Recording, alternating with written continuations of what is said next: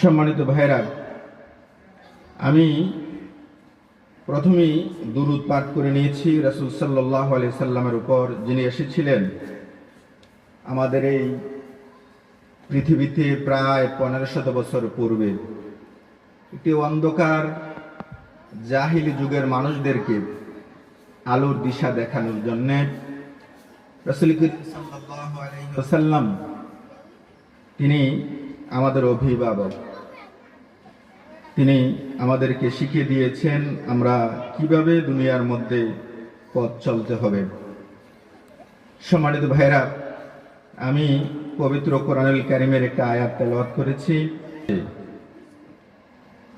তোমরাই হলে উত্তম জাতি, যাদেরকে আমি সৃষ্টি করেছি।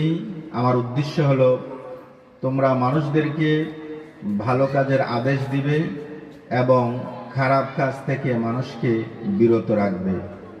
সম্মানিত ভাইরা, আমাদের এই মিশন দিয়েই আল্লাহ পৃথিবীর মধ্যে আমাদেরকে পাঠিয়েছেন। সম্মানিত ভাইরা, পৃথিবীতে আল্লাহ তাআলা আশরাফুল মাখলুকাত হলো মানুষ, সৃষ্টির সেরা। এই সৃষ্টির সেরা মানুষদেরকে বানিয়েছেন আল্লাহ তাআলা একটি উদ্দেশ্যে। আল্লাহর সৃষ্টির মধ্যে অনেক বড় বড় প্রাণী আছে, গরু, ঘোড়া, গাধা, হাতি, বড় বড় প্রাণী। এই বড় প্রাণী দিয়ে মানুষের বুদ্ধির কাছে সব হার মানিয়ে যায়। মানুষকে আল্লাহ এমন এক ব্রেন দিয়েছেন, এমন এক বিবেক দিয়েছেন যা বড় বড় প্রাণীগুলারও নাই। এই জন্যই এই বিবেকের দিক দিয়ে মানুষ সৃষ্টির সেরা। মানুষ ভালো মন্দ বিচার করতে পারে, পশু পাখি এগুলো ভালো মন্দ বিচার করার বিবেক পশু পাখির নাই। সম্মানিত ভাইরা, এই জন্যই আমরা যত কাজকর্ম করব, ভালো কাজ যখন করব, কাজের জন্য আল্লাহর প্রশংসা করব।